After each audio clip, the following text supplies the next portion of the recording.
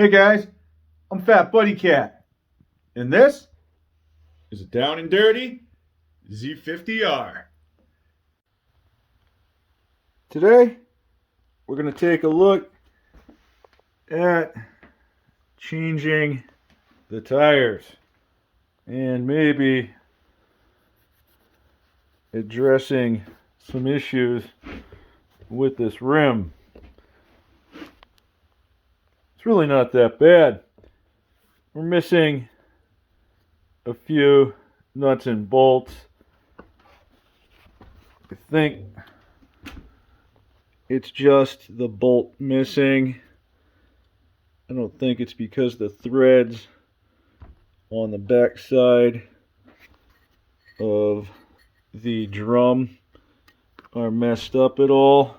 So we shall see. This was the rear wheel, had the sprocket on it. These are interchangeable. It's all about the hub. The rim is the same, the tire is the same, and the tube is the same. What also is the same, or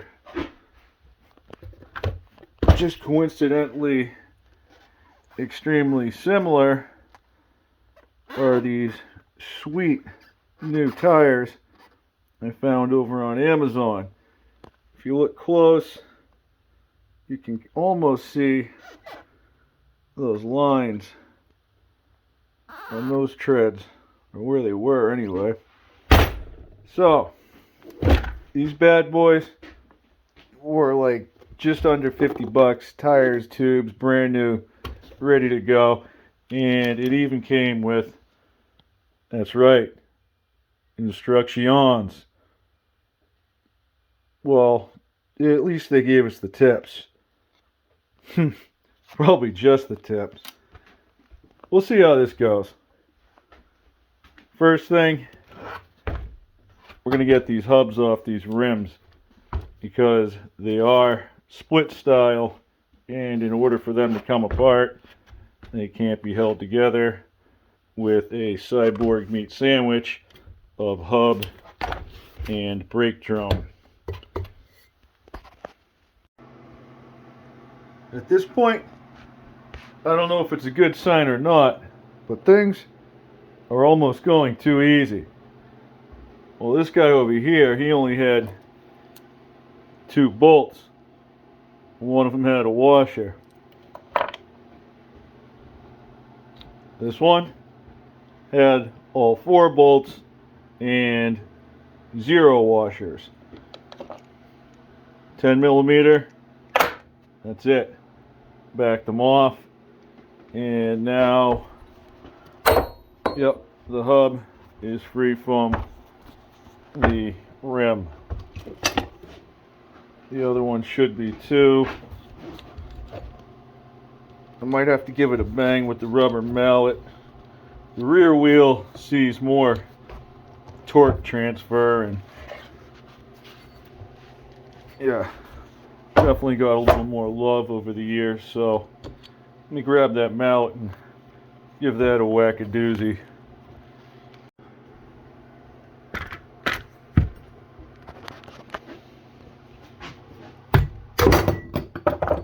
Ta-da!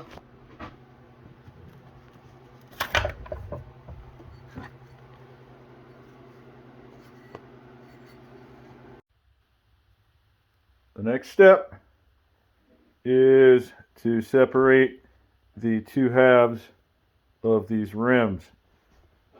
They're held together by 4 nuts and bolts.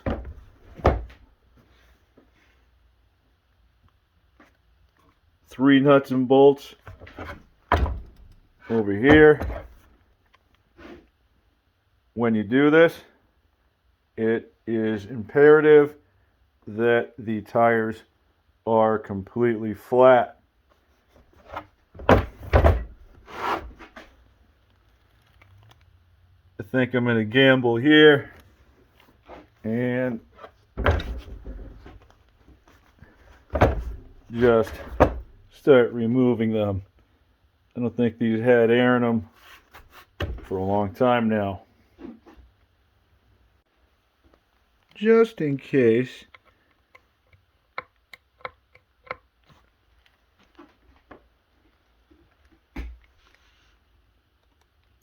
Oh, ho, ho. Wow. Hear it shrinking? It might not have been enough pressure to cause any damage, but better safe than sorry. And that is actually the reason you do this. So you can imagine what that pressure release would do if you loosen those up.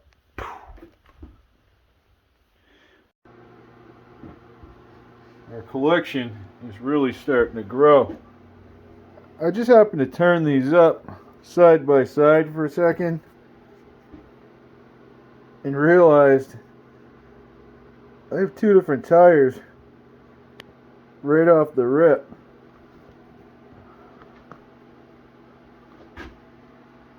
This one definitely sort of has those lines in it,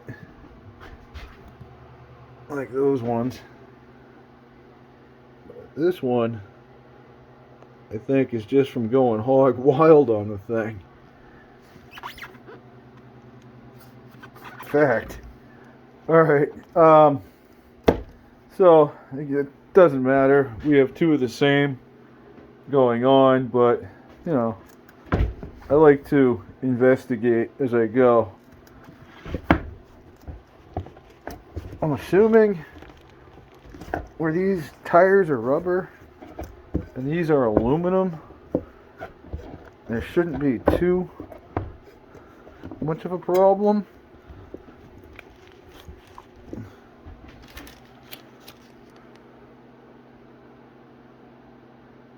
Well, this is installation.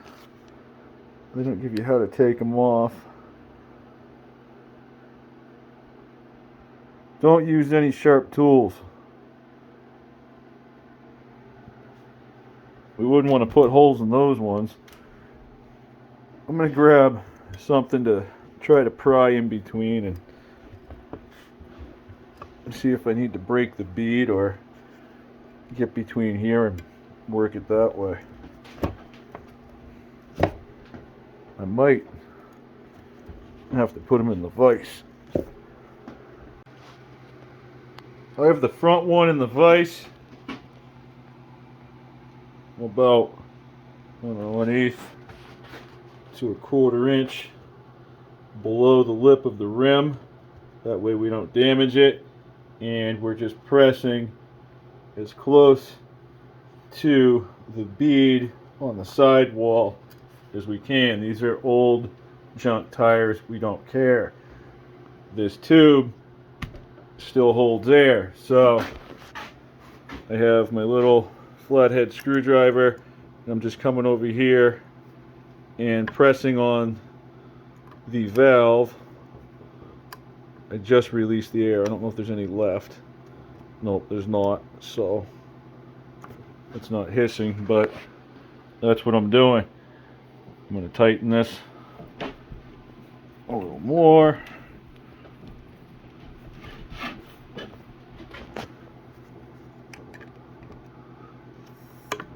Hear the air?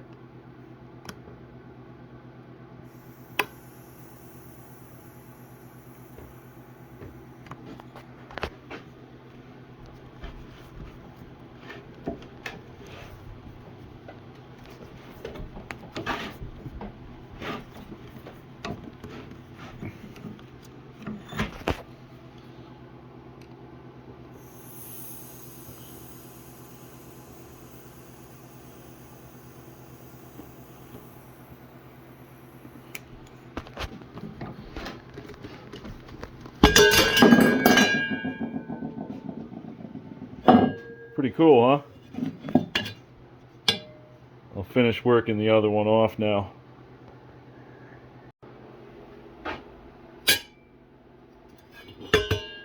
Definitely not aluminum. So maybe that's why these are an issue, because the steel starts to rust and it adheres to the bead. Anywho, we have a front and a back, half off of each one. Now I'm going to pull the tubes out and then work the other side. I'm using that little pry bar and the edge of my workbench. That way I can pry down on the tire and away from the rim. I just started working it on one end, and look at that, just holding pressure on it, it drops out. Super easy.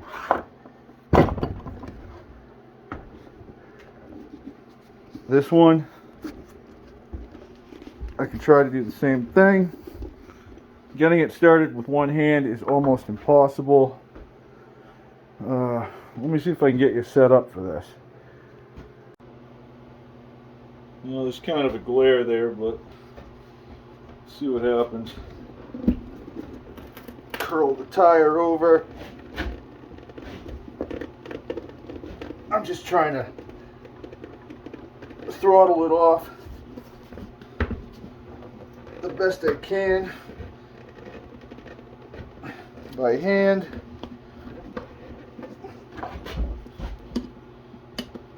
Get my bar in there and just start working it back. See that?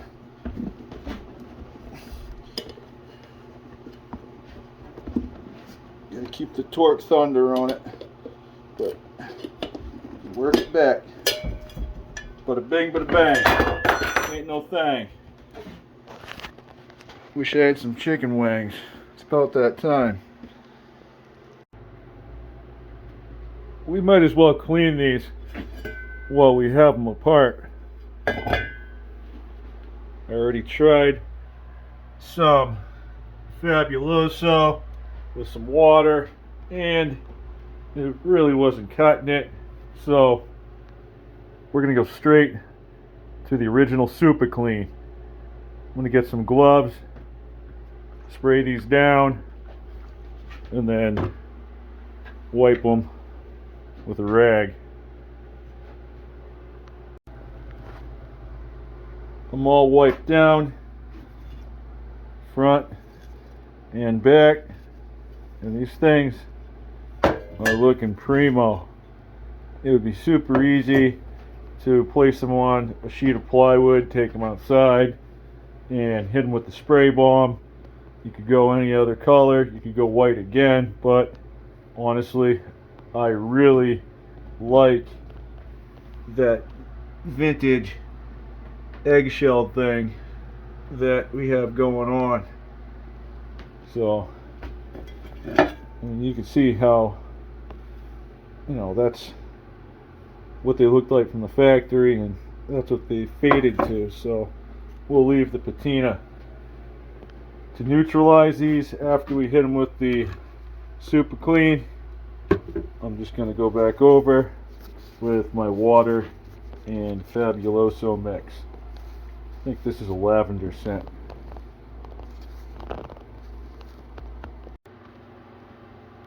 These rims are clean. Now we can take a look at making some corrections. We're going to look on the inside of the rim where it makes contact with the tube. We're looking for any inclusions that may, there we go, cause any type of burring, anything that would, you know, possibly bind, pinch, or poke the tube. You might as well nip that while you still can. I'm going to go over these with some sandpapes. It's basically just that one rim. This one's alright. All sanded and cleaned up. Made sure that all of these pits are going inward and there's no peaks sticking up. So we're gonna have to paint that. Same thing on this one. While it's clean and ready for it, you might as well do it. I'm gonna need to get some white paint anyway, so I'll run down the store and I'm gonna get paint and new hardware.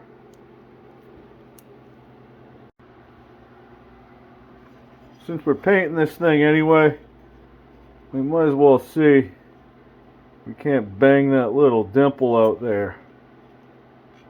I think I'm going to try with the hard side of my rubber mallet first. If that doesn't work, we'll put steel to steel.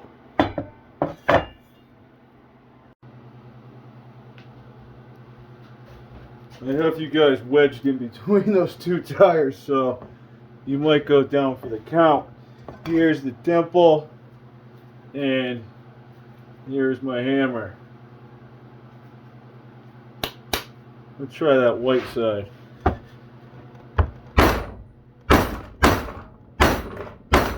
Oh yeah.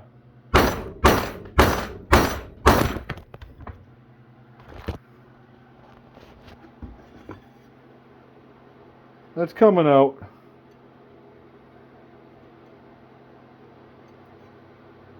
The idea here is that the rubber gives a little when it contacts this lip, which a metal hammer wouldn't do. So, you know, it'll absorb it in the rubber instead of beating the heck out of it. So I'll give that a few more slams and call it good. Our rubber mallet, well, it gave too much. So I went back to the old guarantee, put a little heat to it, and we put steel to steel. It marred up the rim quite a bit, so I had to go back and sand it out, but that is a much better result. Now I'm going to go get that hardware and some paint. And I might sand that down just a little bit more. See what they got. I sanded them all right. 1, 2, 3, 4 of them. All the way around. They didn't have anything real special for white paint. At least not anything that was going to be extremely durable. So I was so happy with that product we used on the frame that I went ahead and grabbed a can in flat black for these rims as well. See how it goes. Pretty much prepped out except for a quick cleaning, so we know they're degreased. I'll just hit them with lacquer thinner and a rag and put them on a piece of plywood outside. I'm going to try to get 2 coats on these.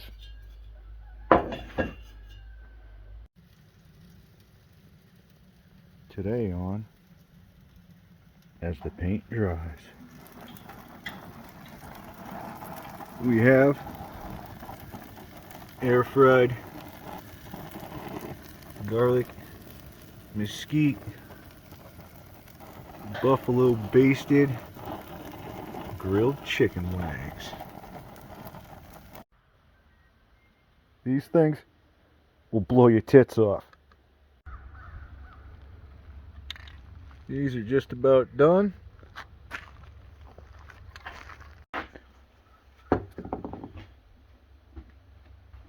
Here is the new hardware.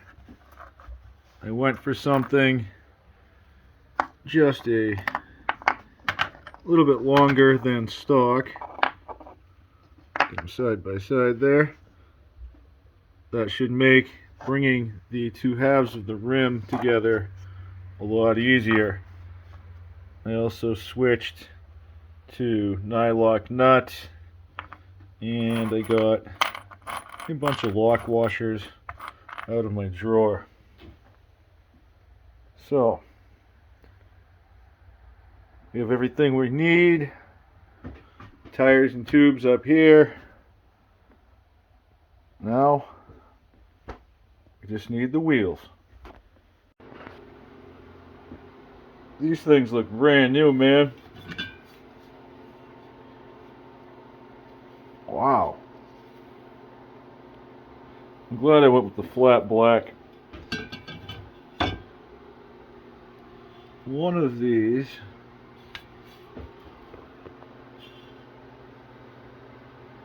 yep, right there. That's where we were banging on it. This was the damaged one.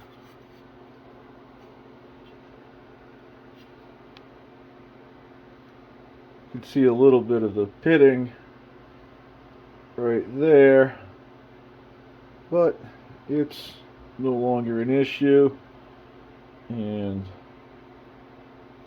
that edge looks pretty good.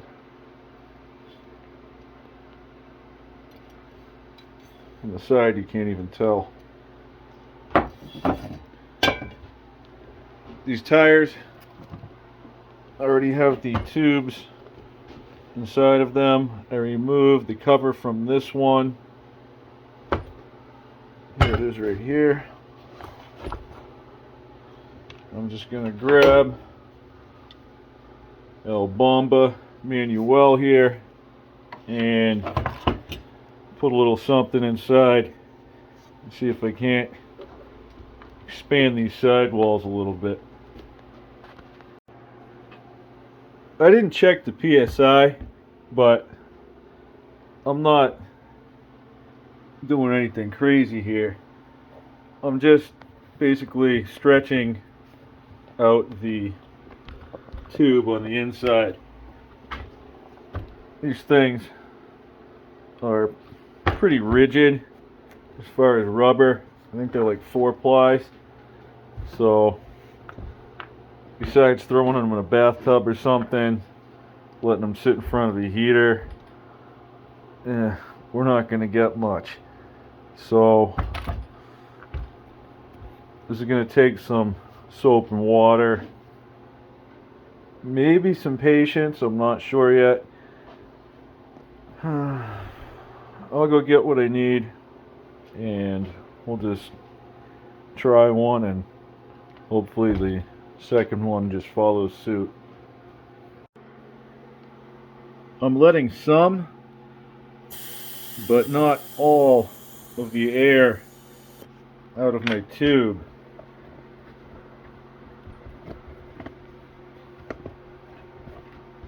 We're going to be adding some as we go. I think I can take a little more out. Call that good. These valves go into this side of the rim. Remember, we have two halves. They're offset a little bit differently. The one that has the hole is a little bit wider. There's the other side. You can see when they're next to each other.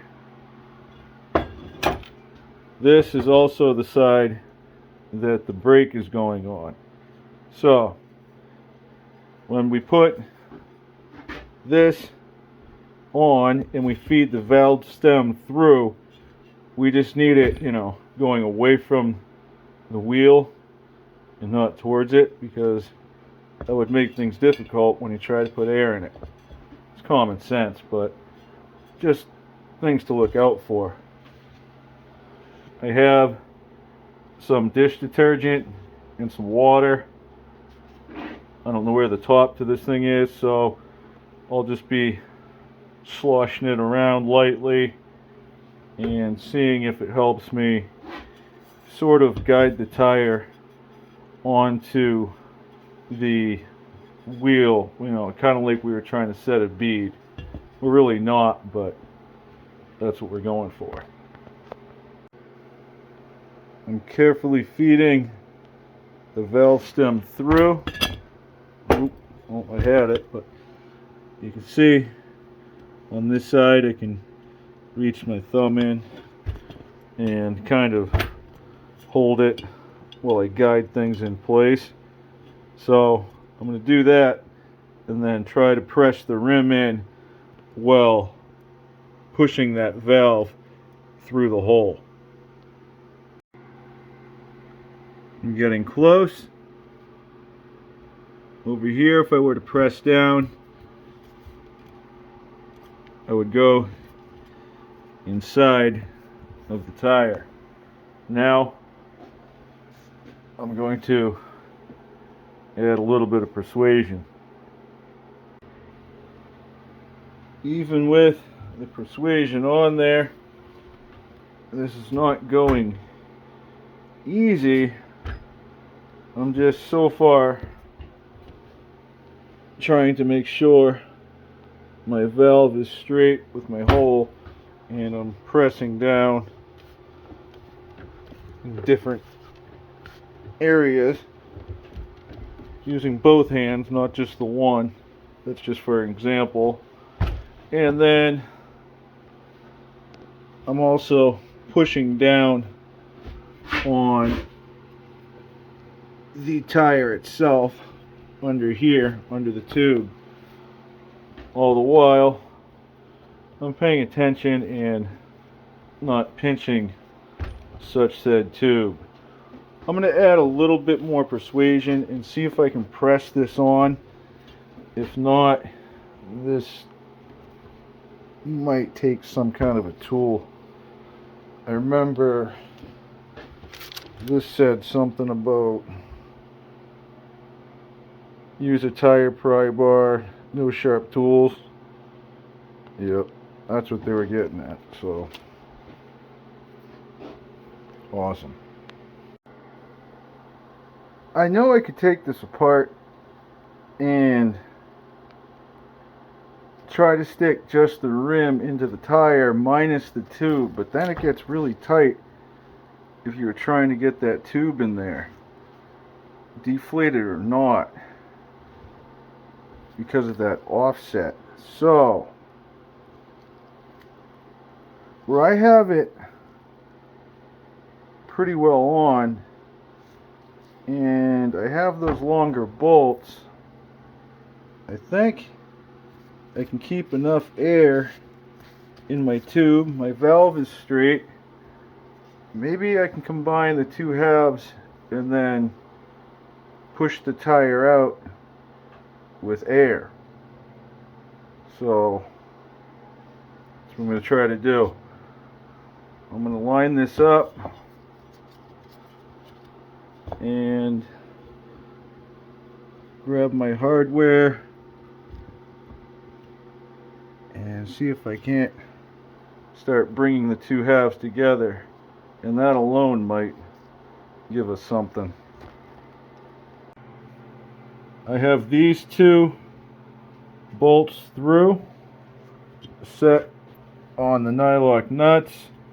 You can see I'm a little out of square. I'll be using a drift pin. I'll just set it through one of these so that I can get things centered, and then set this one over here, and finally that one. As I tighten these, I can look down through and I can see the tube, so kind of paying attention to these two sections if I'm working that nut. Move to the next one, and I'm looking down in there again, just moving around, and the actual pattern is from one side to the other, you know, kind of a crisscross thing, but I mean, come on, there's only 4 nuts, you know, work them around, try to bring it together evenly, hope for the best. Okay, so the rim seems to be going together just fine, but the tire hasn't really moved, so I guess we are going to be dependent on the air. Before I tighten these all the way, I'm going to add a little bit of soap and water around each one,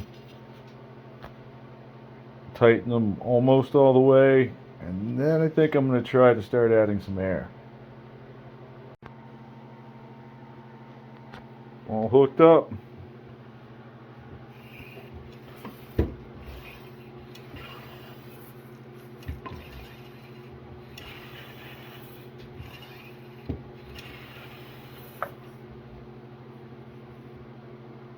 I'm just going to add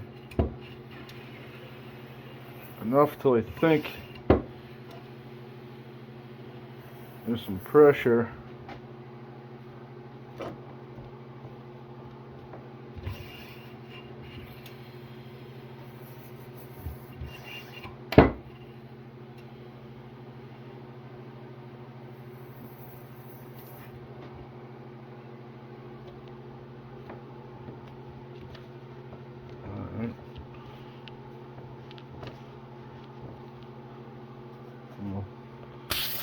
See if that made a difference. I was afraid of that.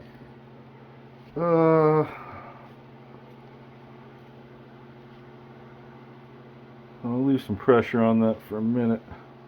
I'll push on it. I mean, I think it's sliding.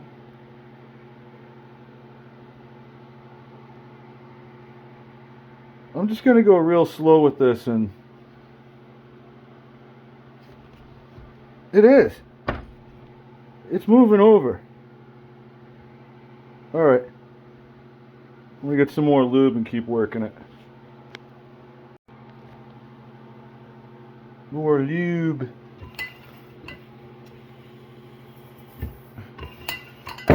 More air.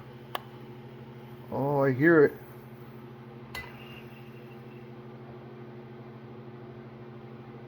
I heard rubber move.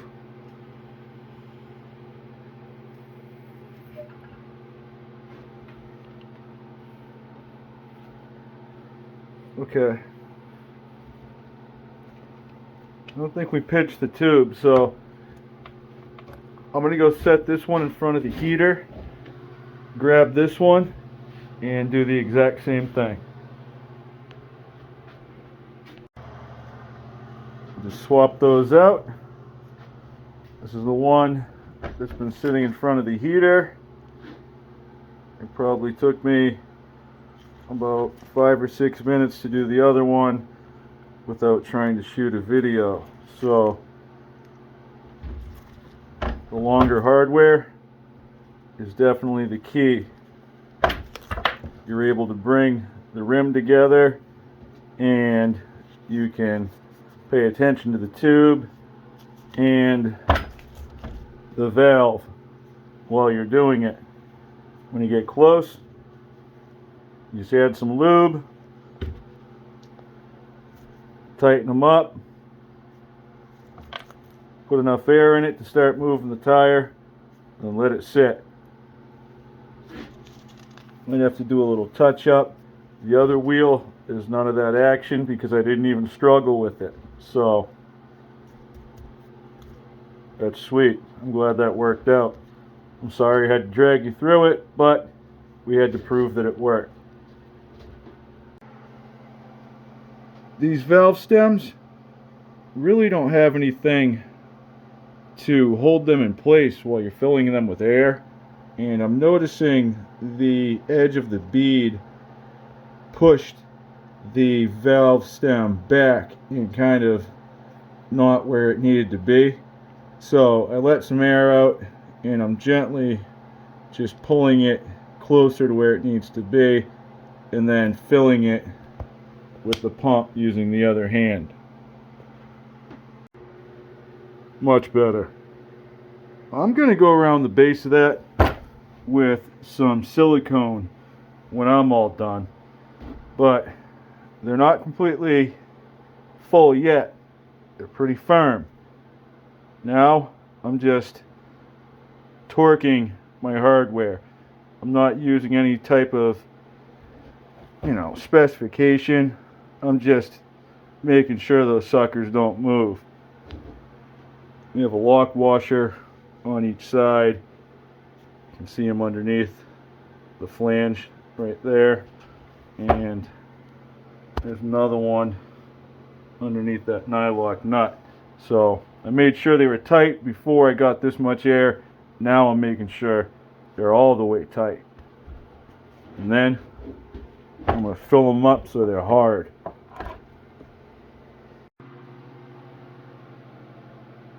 All of my bolts are super tight.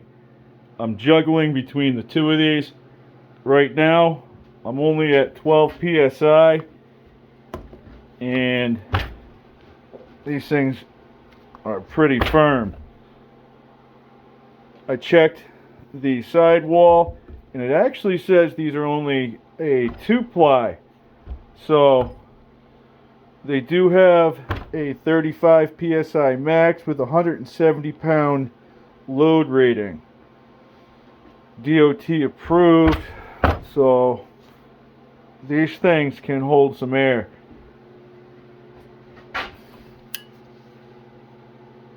Bomba claims 100 psi.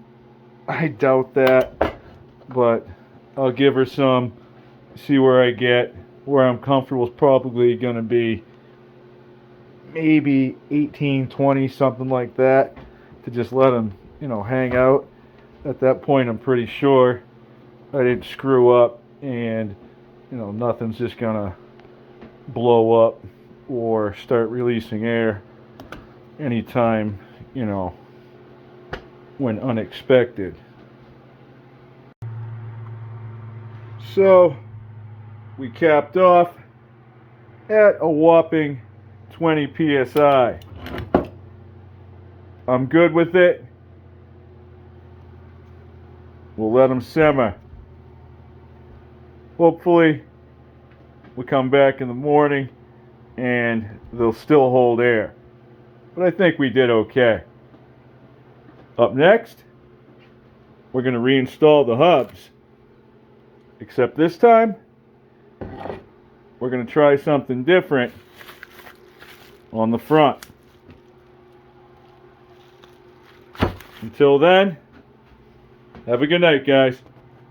Thanks for watching, and I'll catch you on the next one. I want you to stay.